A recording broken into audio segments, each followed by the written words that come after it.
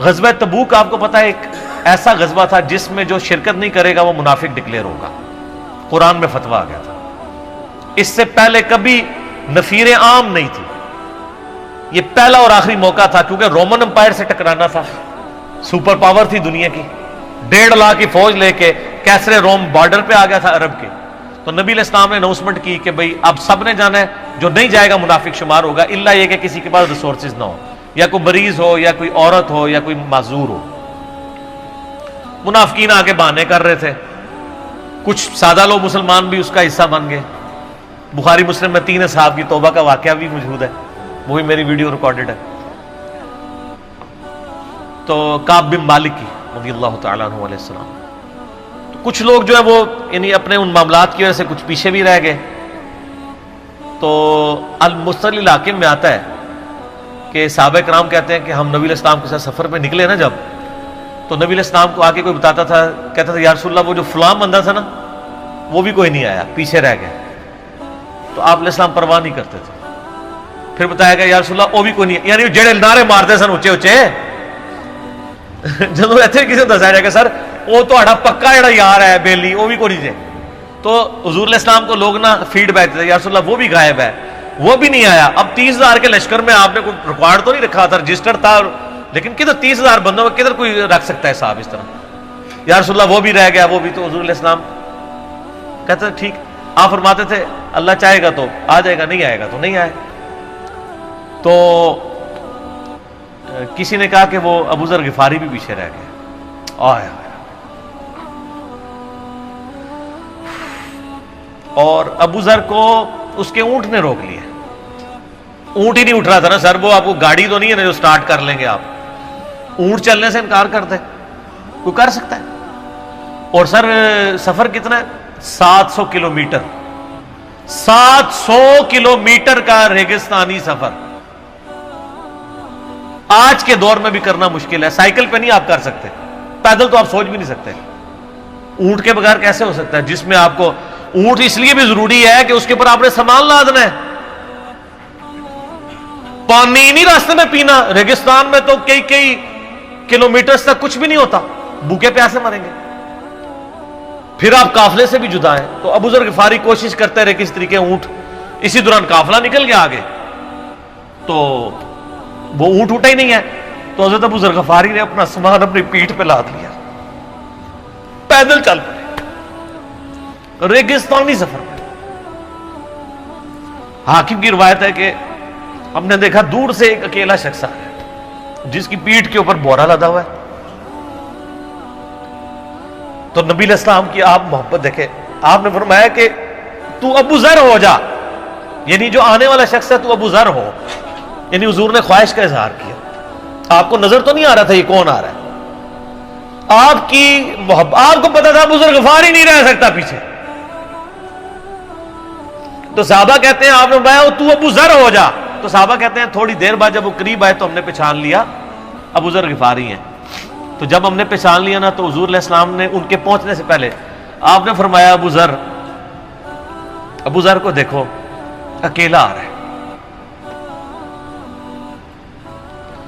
اکیلے ہی دنیا سے جائے گا اور قیامت دن بھی اکیلا اٹھایا جائے گا۔ دنیا سے کیا کہہ رہے گے؟ صحیح بخاری میں آتا ہے کہ حضرت عثمان غنی رضی اللہ عنہ کے دور میں چکے، یہ اس حدیث کا بھی کچھ حصہ باقی ہے، میں بعد میں بیان کروں، پہلے میں اس کو کنکلوڈ کر لوں کہ صحیح بخاری میں آتا ہے کہ حضرت ابو ذر غفاری شام چلے گئے تھے، وہاں پہ چونکہ گورنر تھے حضرت معاویہ رضی اللہ تعالیٰ عنہ، وہ قرآن کی وہ جو سورہ توبہ کی آیات ہے نا کہ جو لوگ سونا اور چاندی جوڑ کے رکھتے ہیں یہ گرم کر کے ان کی پیٹھوں پہ، ان کے ماتھے کے اوپر لگایا جائے گا قیامت والے دن، تو وہ یہ آیت پڑھا کرتے تھے، اور حضرت معاویہ سے ان کا جھگڑا رہتا تھا کہ تم لوگ جو یہ مال جوڑ رہے ہو نا اور یہ اتنے خزانے تم لوگوں نے بنا لیے ہیں، یہ نبی علیہ السلام کی تعلیمات کے خلاف ہے۔ تو جب معاویہ کہتے تھے یہ تو اہل کتاب کے بارے میں آیات نازل ہوئی ہیں، تو وہ کہتے تھے نہیں یہ سب کے بارے میں ہے۔ اب شرعی حکم یہ ہے کہ مال آپ جوڑ سکتے ہیں اگر آپ زکوٰۃ دے رہے ہیں، لیکن یہ پسندیدہ نہیں ہے، طریقہ نبوت یہ نہیں ہے، نبی علیہ السلام نہیں جوڑ سکتے تھے، پوری زندگی زکات دینے کی نوبت نہیں آئی ہے، حالانکہ خمس ملتا تھا، خیرات کرتا تھا۔ ابو ذر غفاری کا جھگڑا یہ تھا کہ تم تو نبی کے اصحاب ہو، تم لوگوں کو یہ زیب ہی نہیں دیتا کہ تم لوگ اس طرح کے محلات میں رہو اور اس طرح مال جوڑو۔ تو اب چونکہ سینئر صحابی تھے، ان کو ہاتھ ڈالنا بھی آسان نہیں تھا، پھر نبی علیہ السلام نے فرمایا ہو کہ اس سے زیادہ سچا انسان ہی کوئی نہیں، تو حضرت معاویہ نے خط لکھا حضرت عثمان کو کہ جی اس بندے سے میری جان چھڑائے نا، اس کو آپ واپس بلائیں۔ تو حضرت معاویہ نے جب خط لکھا تو حضرت عثمان نے ان کو کہا تم مدینہ شریف واپس آ جاؤ۔ مدینہ شریف جب یہ واپس آئے تو صحیح بخاری میں آتا ہے کہ لوگوں کا جھمگٹا لگ گیا ابو ذر غفاری کے گرد، لوگوں کو پتا تھا یہ تو بڑا یعنی زہد والا بندہ ہے۔ تو ابو ذر غفاری وہی حدیثیں سنایا کرتے تھے کہ حضور نے فرمایا یہ احد پہاڑ سونے کے برابر ہو تو میں خیرات کر دوں گا، جبکہ باقی صاحب کہتے تھے کہ مال جوڑنا جائز ہے اگر زکوٰۃ کوئی دیتا رہے۔ وہ یہ کہتے تھے کہ یار یہ تم لوگوں کو تو زیب نہیں نہ دیتا، یار تم لوگ تو یہ باتیں نہ کرو، تم لوگ نبی کی صحبت یافتہ ہو، تم لوگوں کو تو زہد ہونی چاہیے تم لوگوں کی زندگی میں۔ اب لوگوں کا ہجوم ان کے گرد لگ گیا اور پھر حضرت عثمان نے ان کو خلیفہ وقت بلایا اور کہا کہ یار تو خود ہی مدینہ شریف چھوڑ کے یہاں سے چلا جا، تیری وجہ سے فتنہ کھڑا ہوا ہے۔ تو حضرت عثمان نے کہا میں نے تو نبی علیہ السلام سے سنا تھا کہ حکمرانوں کی اطاعت کرنا، صبر کر لینا۔ تو ایک زبدہ نامی کا ایک گاؤں تھا مدینہ شریف کے پاس، شہر سے ہٹ کے، تو وہ پھر وہاں پہ ہجرت کر گئے۔ آپ دیکھیں ریونج کیسا تھا، لوگ کتنے ڈرے ہوئے تھے کہ ابو ذر اپنی بوڑھا شخص 80-90 سال کا بابا اپنی ایک بڑھیا بیوی کو لے کے اس عمر میں شہر بدر ہو رہا ہے اکیلا۔ آج نہیں آپ سوچ سکتے کسی جگہ آپ اکیلے جا کے پڑاؤ کریں، کسی بیابان کے اندر، ریگستان کے اندر۔ اس زمانے میں آپ سوچ رہے، آج کل بھی آپ مدینہ شریف کے گرد چلے جائیں تو آپ آنے ایک رات بھی نہیں گزار سکتے۔ تو کوئی شخص حضرت ابو ذر غفاری کو سی آف کرنے نہیں آیا سوائے حضرت علی کے، اور وہ بھی مدینے کی باؤنڈری تک آئے۔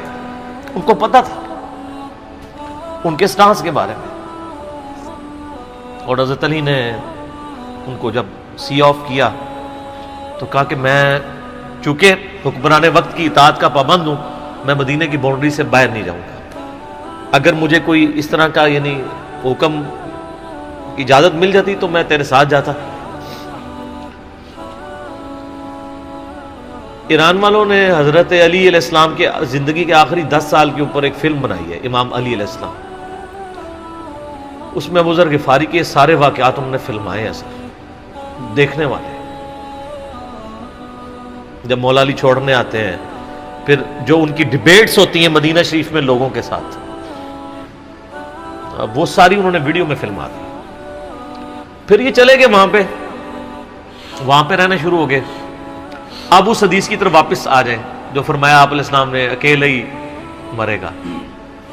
تو ابو ذر غفاری، اس حاکم کی روایت میں آتا ہے ابو ذر غفاری کی موت کا وقت قریب آ گیا، صرف بیوی ہے پاس۔ بیوی نے رونا شروع کر دیا کہ حضرت آپ فوت ہو گئے، آپ کو کفن کون دے گا، آپ کو غسل کون دے گا، آپ کو دفنائے گا کون، میں عورت ذات کیا کر سکتی ہوں۔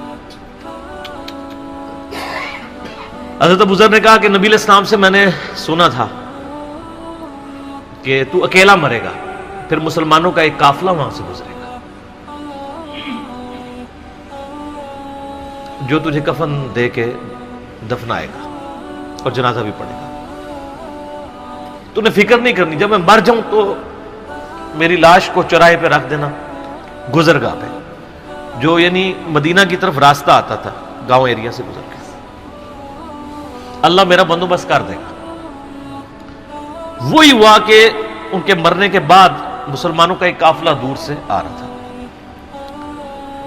تو اسی مستقل حاکم کی حدیث میں آتا ہے کہ سر قافلہ بھی سنے پھر کون ہے، عبداللہ ابن مسعود رضی اللہ عنہ۔ ابو ذر غفاری بھی زہد کے امام، ابن مسعود بھی زہد کے امام، ابو درداء بھی زہد کے امام۔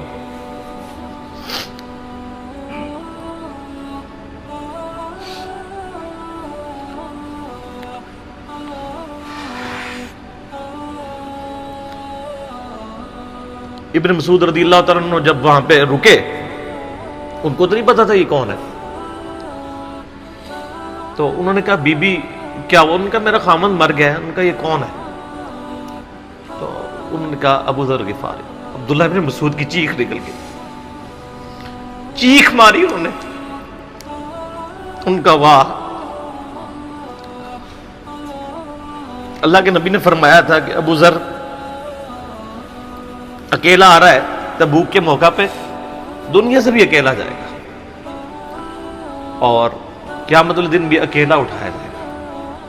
یعنی اب اسی سرزمین سے ہی اس نے اٹھنا ہے نا، ہر بندے نے اپنی قبر سے اٹھنا ہے، یعنی وہ مسلمانوں کے قبرستان میں بھی دفن نہیں۔ ایک یہ جو مزار کی رٹ لگائے پھرتے ہیں، میں ان سے پوچھتا ہوں تمہارے بابوں کی کیا اوقات ہے؟ ابو ذر غفاری کا مزار دکھاؤ کدھر ہے؟ جو اس روئے ارض پہ نیلی چھتری کے نیچے سچا ترین انسان جس کو اللہ کے نبی کہہ رہے ہیں، اس کا کوئی مزار نہیں ہے۔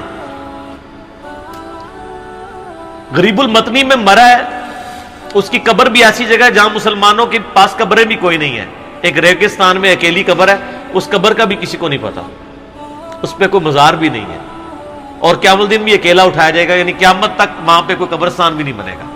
ظاہر نبی علیہ السلام کی یہ بھی خبر ہے، تو کیا وہ ناکام ہو گیا اگر مزارات ہی دلیل ہے کامیابی کی؟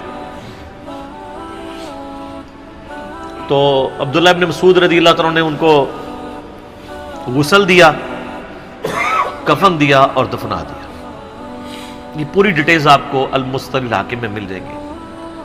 تو ابو ذر غفاری ان چند شخصیات میں سے ہیں جن میں پوری امت کا اتفاق ہے ان کی نیکوکاری کے اوپر۔ شیعہ بھی ان کو بہت رسپیکٹ دیتے ہیں، اہل سنت بھی دیتے ہیں، صوفیاء کے ہاں بھی ان کو امام مانا جاتا ہے زہد کی وجہ سے۔ آپ تصوف کی جتنی کتابیں پڑھیں، چاہے امام غزالی کی ہوں، رسالہ قشیریہ پڑھیں، اور لوگوں کو بھی پڑھنا شروع کریں، تو ابو ذر غفاری آپ کو زہد کے امام کے طور پہ ملیں گے کہ ان کی زندگی میں یعنی یہ زہد تھا کہ انہوں نے کس طرح کی زندگی گزاری ہے۔ سر لوگ مجمع میں مرتے ہیں، ان کو یاد کوئی نہیں کرتا،